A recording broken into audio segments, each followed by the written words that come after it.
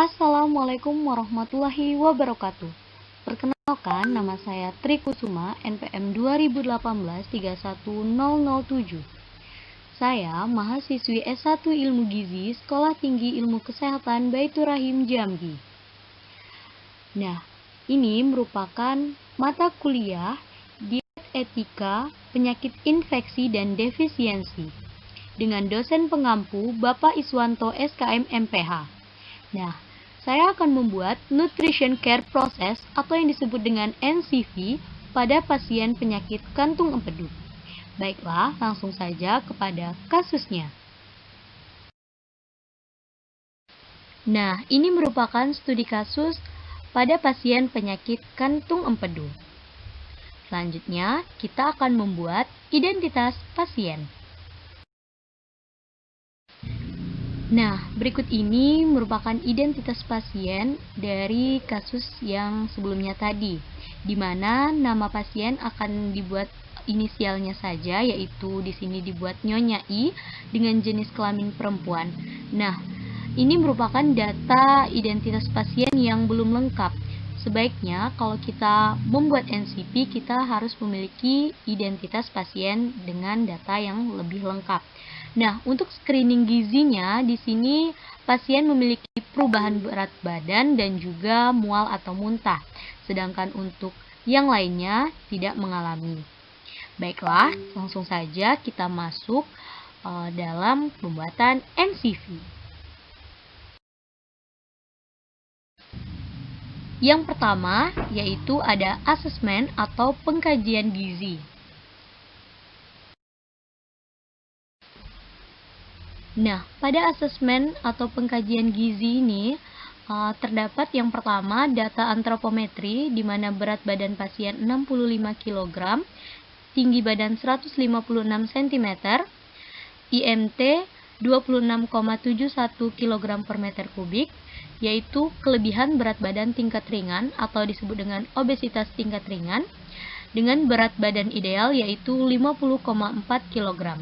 Kesimpulannya, status gizi Nyonya I adalah kelebihan berat badan tingkat ringan atau yang disebut dengan obesitas, di mana IMT-nya di antara 25,1 sampai 27 dengan data Kemenkes RI. Nah, yang kedua ada data klinis dan juga fisik, di mana pemeriksaan fisiknya dengan keadaan umum yaitu lemah dan juga pasien mengalami jaundice atau disebut dengan penyakit kuning. Nah, untuk pemeriksaan klinisnya ada tekanan darah yaitu 140/90, di mana standar normalnya yaitu 120/80. Di sini tekanan darahnya yaitu tinggi.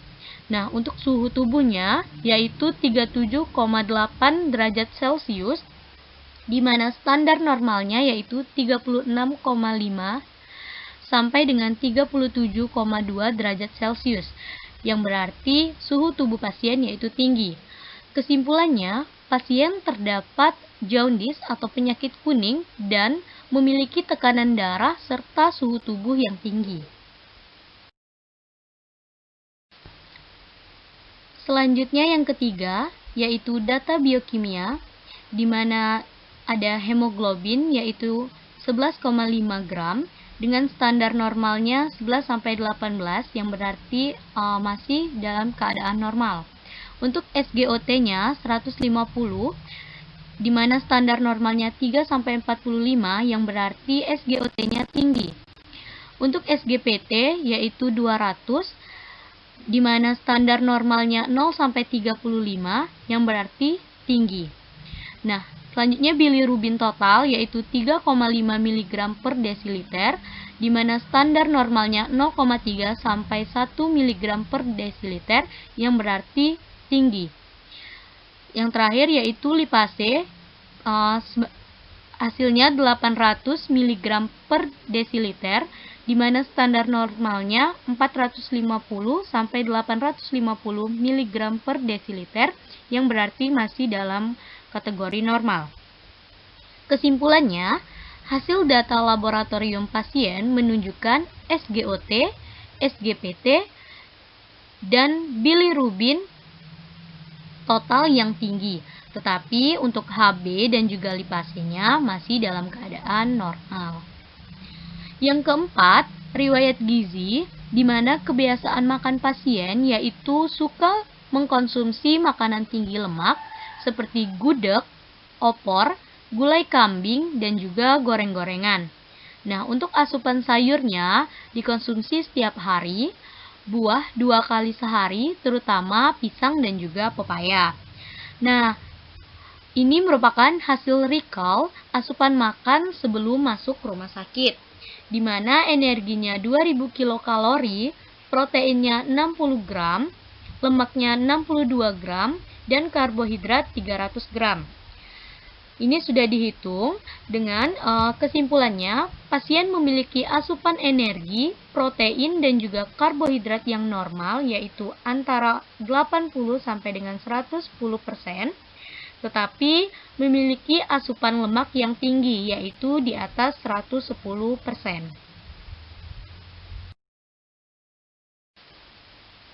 Yang kelima, yaitu riwayat personal, di mana riwayat obat-obatannya sejak 1 minggu yang lalu ada panas, di mana suhunya 38 derajat Celcius dan sudah diberi obat penurun panas. Untuk riwayat penyakit dahulu, pasien pernah menderita penyakit abses hati kurang lebih 4 tahun yang lalu. Nah, untuk riwayat penyakit sekarang, terdapat nyeri di sekitar lambung, mual, dan juga muntah. Dan 3 hari warna kencing seperti teh, dan juga mengalami jaundice atau penyakit kuning. Sehingga pasien didiagnosis menderita peradangan kantung empedu. Untuk riwayat penyakit keluarganya itu tidak ada. Yang kedua, kita masuk ke diagnosa gizi.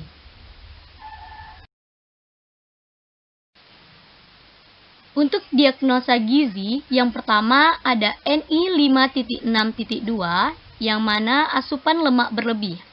Asupan lemak berlebih berkaitan dengan seringnya mengkonsumsi makanan berlemak, ditunjukkan dengan asupan lemak yaitu 62 gram, di mana dengan presentasi 148%. Yang kedua ada NC 2.2, yaitu perubahan nilai laboratorium terkait gizi, di mana perubahan nilai laboratorium terkait gizi protein yang berkaitan dengan bilirubin yang tinggi ditunjukkan dengan peradangan kantung empedu. Yang ketiga ada NC 2.2, di mana perubahan nilai laboratorium terkait gizi. Perubahan nilai laboratorium terkait gizi lemak yang berkaitan dengan gangguan fungsi hati yang ditunjukkan dengan SGOT dan juga SGPT yang tinggi. Yang keempat ada NC 3.3, yaitu berat badan berlebih, di mana berat badan berlebih berkaitan dengan konsumsi asupan makanan yang berlebih dan kebiasaan mengkonsumsi makanan tinggi lemak dan minyak, ditunjukkan dengan IMT 26,71 kg per meter kubik atau yang disebut dengan obesitas. Selanjutnya yang ketiga yaitu intervensi gizi.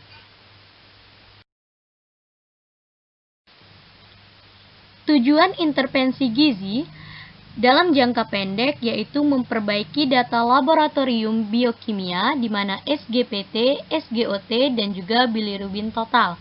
Dan untuk klinisnya, untuk tekanan darah dan juga suhu tubuh menjadi normal. Untuk jangka panjang, memperbaiki gizi pasien dengan melakukan penyembuhan terhadap penyakitnya dan mengembalikan berat badan pasien menjadi berat badan ideal sehingga status gizi menjadi normal. Dan memberikan edukasi dan juga konseling tentang pola makan yang benar agar dapat memenuhi kebutuhan.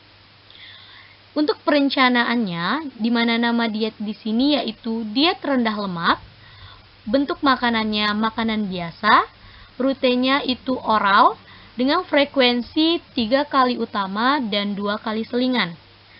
Syarat dietnya, di mana energi sesuai kebutuhan, protein 15% dari kebutuhan energi total, lemaknya 20% dari kebutuhan energi total, karbohidratnya 65% dari kebutuhan energi total, dan menghindari makanan yang berlemak dan juga berminyak.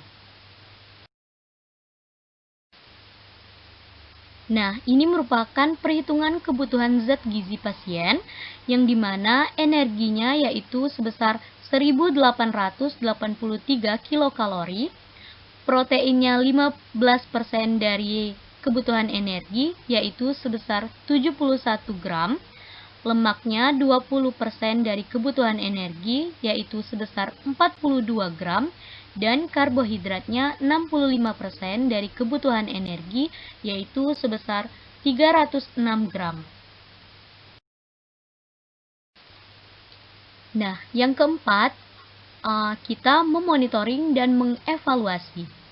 Apa saja yang dimonitoring? Yang pertama, status gizinya, di mana mengevaluasinya setiap minggu dengan target menjadi normal.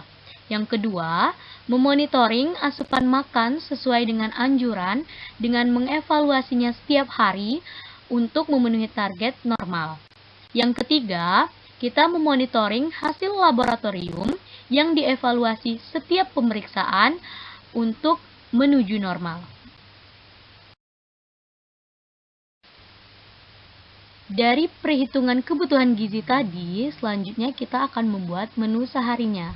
Di sini ada contoh menu sehari yang dimana pagi ada bubur nasi 250 gram, tahu 55 gram, kacang kedelai 20 gram, teh yaitu gula pasirnya 10 gram.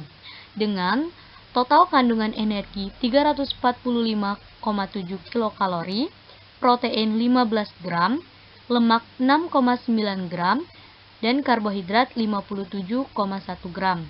Untuk vitamin B1-nya 0,1 mg, vitamin C 0,6 mg, magnesium 130,1 mg, dan zat besi 6,4 mg.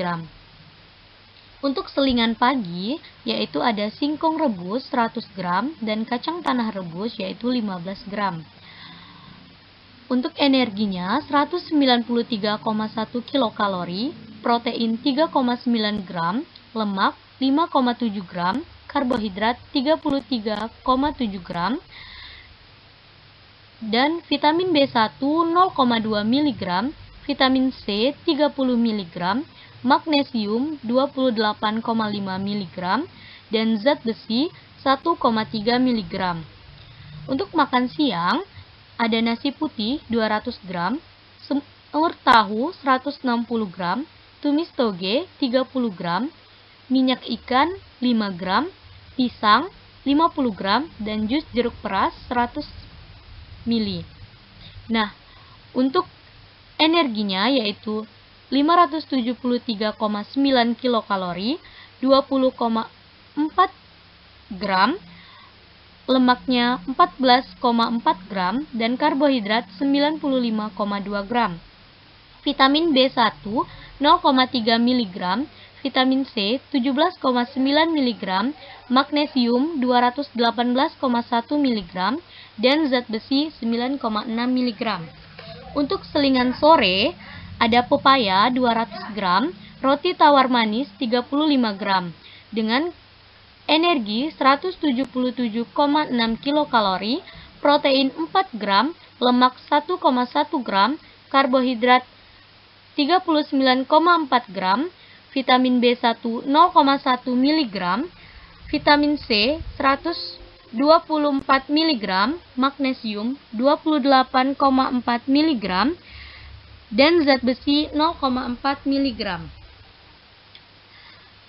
Yang terakhir yaitu makan malam yang terdiri dari nasi putih 200 gram, pepes tahu ikan, tahunya 100 gram, ikannya 50 gram, kangkung 150 gram, dan juga jus alpukat yaitu 100 gram.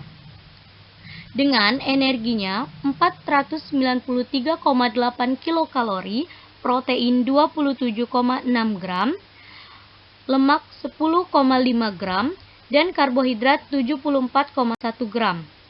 Dengan vitamin B1 0,2 mg, vitamin C 39,5 mg, magnesium 204,5 mg, dan zat besi yaitu 8,2 mg dengan total keseluruhan di mana energinya 1784,1 kilokalori, proteinnya 70,9 gram, lemaknya 38,6 gram, karbohidrat 299,5 gram, vitamin D1 0,5 mg, vitamin C 212 mg, magnesium 581,2 mg, dan zat besi 25,9 mg.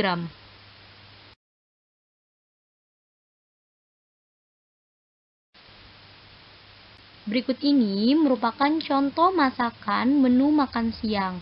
Nah, di mana yang terdiri dari nasi, semur tahu, sayur toge, pisang, dan juga jus jeruk.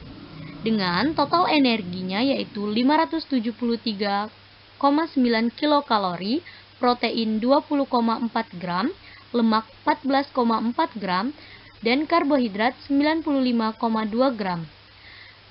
Dan vitamin B1 0,3 mg, vitamin C 17,9 mg, magnesium 218,1 mg, dan zat besi 9,6 mg. Itu tadi hasil dari NCV pada pasien penyakit kantung empedu. Sekian dan terima kasih. Wassalamualaikum warahmatullahi wabarakatuh.